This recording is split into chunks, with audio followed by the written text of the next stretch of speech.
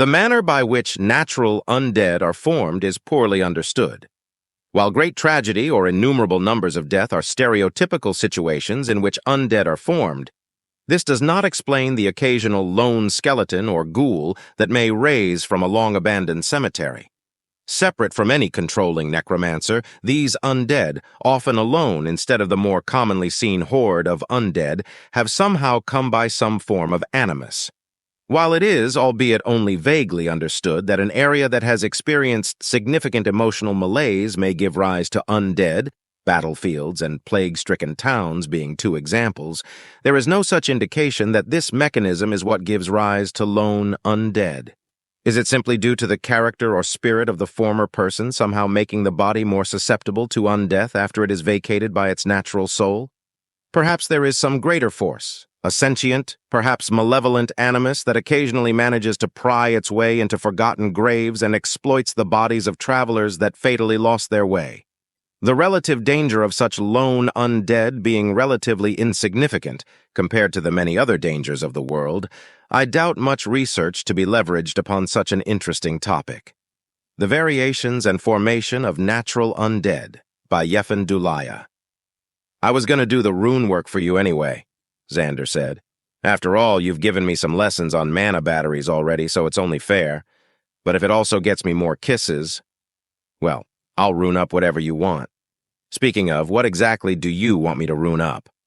Well, I'm not exactly an expert on runes, so I can really only ask you what kind of effect I'm looking for and hope that it's something you can achieve. But I was hoping we could start with two things. A gear that will spin on its own, and a crossbow that will throw a bolt harder and therefore farther. Xander grunted in thought. The gear is easy. Just give me one and I can engrave it with a mana-gathering array and a movement rune. For the crossbow, let's see. I can think of two ways to go about it. One is a bolt that would add extra force and acceleration when it's fired. So it would be disposable, since you might not be able to recover the bolt once it's fired. I could maybe rune the arms of the crossbow to increase the force delivers when the trigger is pulled. I've never done that before, but I imagine it would be similar to the array I have, my mace that increases the force behind a swing. Valteria thought over the two options for a short time. I think a runed crossbow would sell better than a single-shot bolt. Not that the bolt is a bad idea, mind you, she said. I just don't really sell crossbow bolts. You can get better ones than anything I could make from a Fletcher.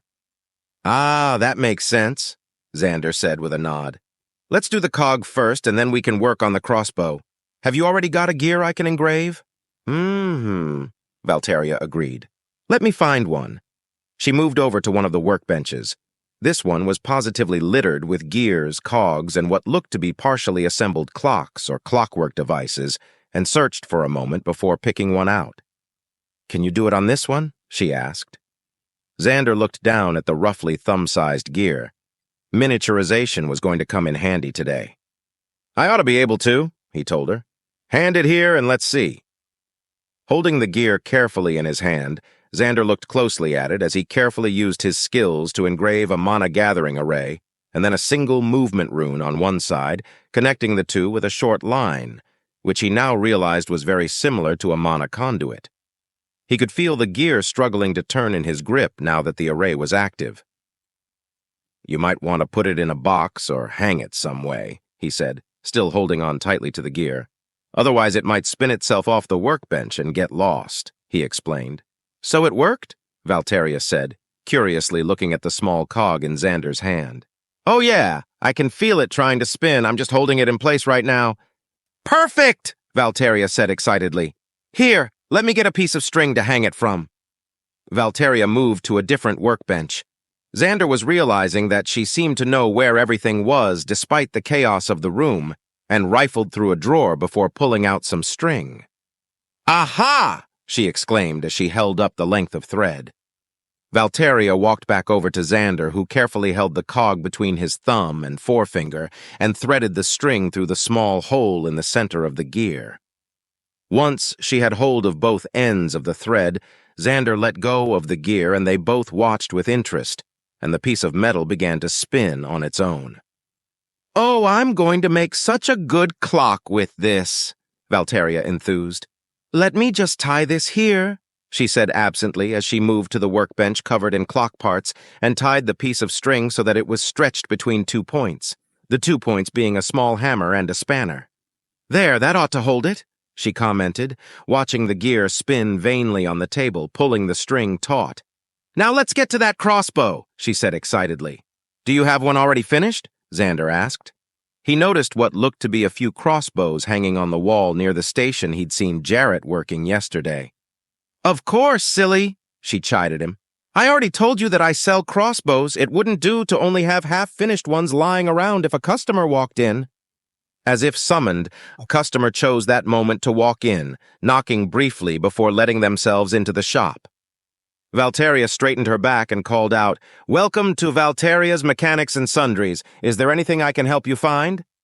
The customer, who had come in carrying a small bundle under one arm, paused at being hailed.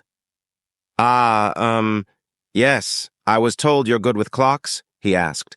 "I am," Valteria said. "I build my own to sell, as well as repair work." The woman, dressed in plain but well-made clothes, took the bundle in her hands and unwrapped it, revealing a clock. On closer inspection, however, Xander realized that it was more the remains of a clock. It was clearly broken, and there were loose cogs that had been gathered and placed in the bundle. "It got knocked off the mantel," she explained sadly. "It was my grandfather's, and I can't bear the thought of just throwing it away." She looked at Valteria hopefully. "Can you fix it?" "Well, let's see," Valteria said. "Come lay everything down on the bench here." She gestured towards a workbench that was relatively free of clutter. "And I'll take a look." Xander did his best to keep out of the way, looking over the crossbows hanging on the wall as Valteria examined the clock.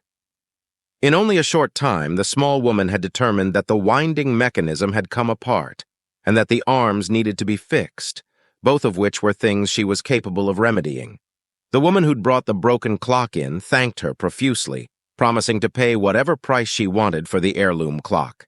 She clearly cared deeply for the sentimental value of the thing.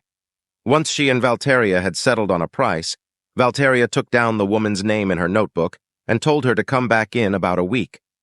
"Thank you again," the customer told Valteria as they exited the shop. "The mantel feels so bare without it." Valteria let her customer service posture slip away, standing more comfortably now that she and Xander were alone in the shop again. "That wasn't so bad," Xander commented. "No, it wasn't," Valteria agreed. "I wonder who she heard of me from. I had one man who was much less tactful that told me he heard that the little folks were good with clocks when he came in." She huffed. "Just because I'm little doesn't mean I'm good with clocks. I'm good with clocks because I'm a tinker." "Having small hands doesn't help at least a little?" Xander teased. "Hush you," Valtera said with a glare. "But yes, having small hands does help. Now let's look at that crossbow." "This one you want me to do?"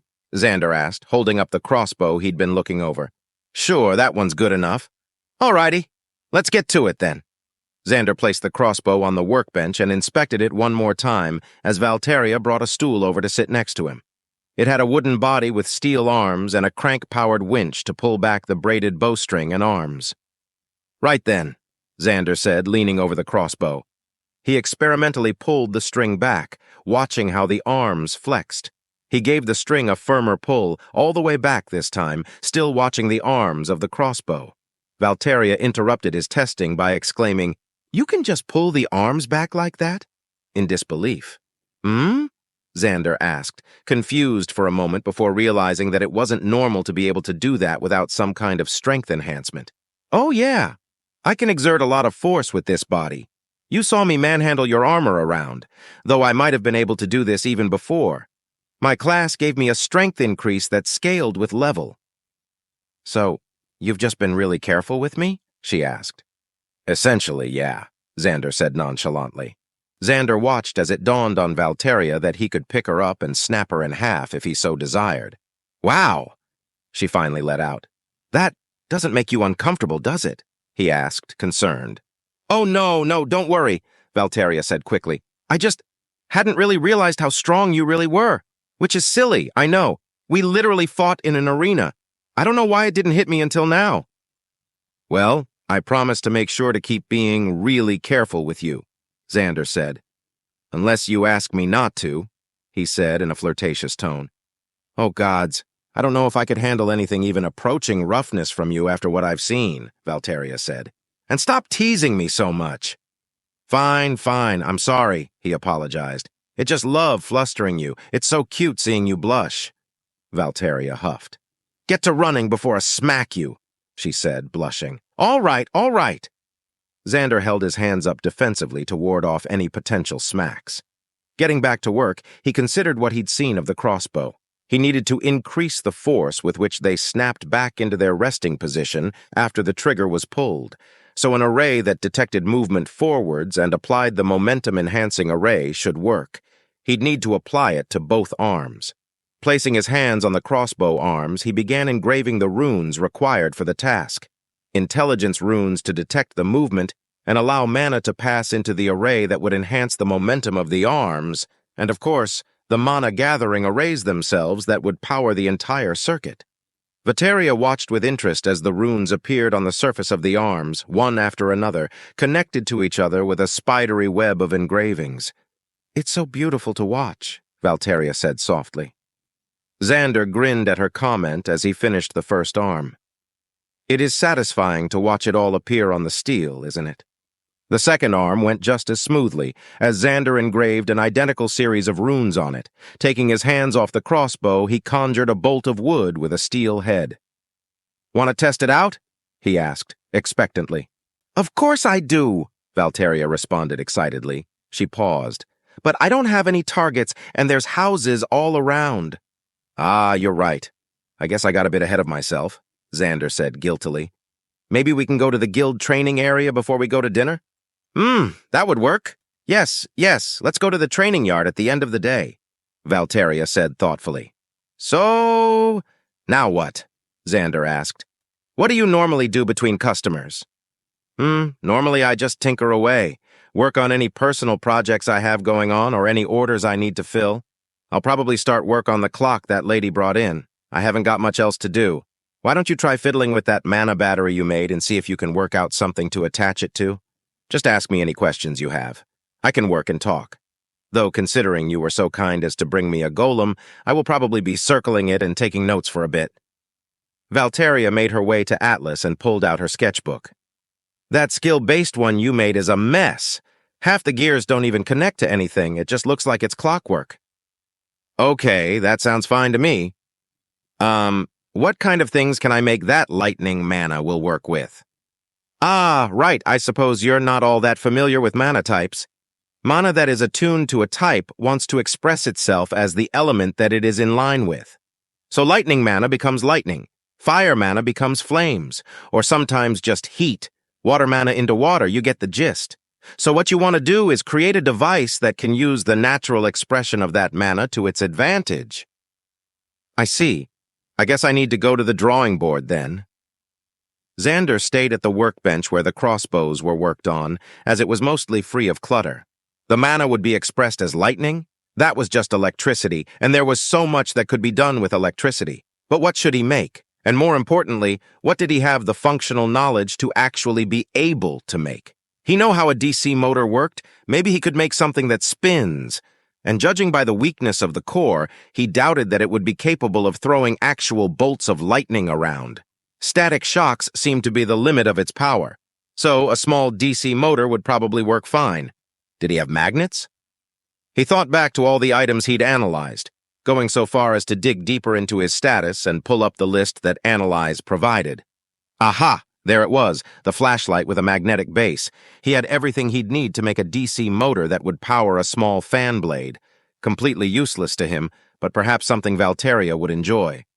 While Valteria busied herself with studying Atlas, meticulously sketching out joints and postures, Xander conjured himself a piece of paper and a pencil and began to sketch out how he'd create his little handheld fan. He ended up settling on a simple design. The mana battery, which he'd be using just like a non-magical battery, along with the wiring conduit, he corrected himself, would sit in a steel tube that would serve as the handhold. The conduit would run up to where he'd be mounting the DC motor and its housing on top of the tube. The DC motor itself was comprised of loops of wire creating a circuit with the battery that had a magnet on each side of it. If he remembered correctly, when power was run through the wire, It would make a magnetic field, which coupled with the magnets to each side would cause a rotational force. Inserting a small rod into the hole he'd left in the housing and adding a few smoothness runes to it to reduce friction should cause the rod to spin. He'd just need to add fan blades to the rod and he'd have a fan that never stopped spinning. Wait, it would never stop spinning. He needed to include an on-off switch. He was glad he'd thought of that before making the thing. He sketched out an idea for a simple toggle switch that would physically connect and disconnect the mana conduit in the handle. Now, he just needed to make the thing. Conjuring himself some steel with creation, he began to meld out the shapes he would need, adding mana-gathering runes to the metal so that it wouldn't disintegrate. He was so engrossed in his work that he hadn't noticed that Valteria had taken a break from the clock to come watch, standing just slightly behind him as he molded the metal with his hands. He started slightly when she spoke up. "What did you decide to make?" she asked interestedly. "Oh!" he exclaimed as he jumped a little. "Sorry, you startled me. I was thinking I would make a little handheld fan for hot days. Not any use to me. I can't get hot anymore. But I thought you might like it." "Ah, that's sweet of you, Xander," Valteria said, leaning into him slightly. Thoughtfully, she added, "But what does that have to do with lightning? I would have used an air-aligned core and a vent for a fan, personally. You've got no filter material, so how are you getting wind from lightning?" "Ah, so that's a little complicated. But there's a lot of physics that I don't understand very well at all behind it. So the basest of explanations is, if you run a current that's lightning through a coiled wire, it creates a magnetic field. In my world, it was called an electromagnet because, well, it used electricity, which is, and I'm sure an engineer would be willing to hit me over this, artificially created and contained lightning. So electro, meaning coming from electricity, and magnet. So if you have this coiled wire that is acting as an electromagnet, and you surround it with two other magnets, you get a rotational force, which I'll be using to spin the fan blades that will create wind," Xander explained proudly. How do you know this?" "I thought your world didn't have magic," she exclaimed. "How are you creating lightning?" "So, another physics thing is if you instead rotate the coiled wire inside of the magnets, it creates electricity. I'm not really sure why, but it's not magic, it's all based on math and science, and you don't need a class to do it." "Gods, what I could with even just a few books from your world," Valteria muttered. "Sorry, math wasn't really my forte and wasn't high on the list of things I was trying to bring with me." No, I'm not blaming you," she clarified. "It's just all the knowledge of a world that, because of the lack of magic, took a different path, and you've just given me a taste of it. Of something that I've never even heard of before." "It wasn't all flowers and enlightened knowledge," Xander said, a little bitterly. "We were so heavily industrialized that we were beginning to destroy the environment. Do you know how much a billion is, Valteria?" Valteria nodded. Yes, it comes after million, though I don't know of many things that would add up to be billions. Bugs, maybe? Stars? Well, you know what comes after billions? Trillions. We regularly invested trillions of dollars. That's the currency of my country, just on creating more effective and efficient war machines. We had bombs that would wipe this town off the face of the planet and sicken the land to boot. Huge vehicles and ships with no other purpose than to be platforms for guns and ordnance. No one really liked to talk about it, but with the metaphorical press of a button by someone up high in the government. Not even our own government, mind you, other countries had these kinds of weapons too. Life as we knew it could end.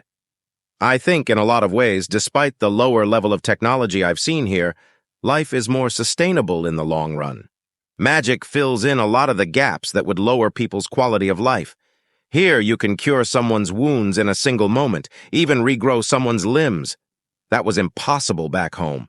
Clean water, enough crops to feed the people, hell, even something as simple as street lamps can all be accomplished by magic. Now, don't get me wrong, there are plenty of amenities that I miss. I'm sure you've heard Charles lament not having a TV anymore. Lots of little luxuries, the ability to speak with people on the other side of the country in an instant. I think there's a happy medium that could be had, a melding of technology and magic. But all in all, what's around right now isn't so bad. I do wish that I had the knowledge to bring out more technology for those who wanted it, but it's the kind of thing that takes years decades even of learning in a single field of knowledge just to be able to understand a specific aspect of one device. Frankly, I'm just not that smart. And even though my intelligence has increased, that's just made me better at memorizing, remembering, and processing information. Xander realized that he'd gone on a little bit of a rant and cut himself off. Valteria has been listening patiently, with interest plain to see on her face. Realizing that Xander wasn't going to continue, Valteria said, "That does sound stressful. I'm not sure I can fully understand it. But still, even after what you've told me, the things you showed me on your, what did you call it?" she asked, searching for the unfamiliar word. "Phone," Xander suggested helpfully. "Yes, on your phone. Giant buildings and cities, widespread use of vehicles that could move on their own, houses lit without flame or magic. So many of these things could bring improvements to life here on Talania, too." "You aren't wrong," Xander agreed. "If you ever come across a contingent of engineers from multiple disciplines that have come from Earth, you let me know and I'll be happy to fund their efforts," he said with a chuckle.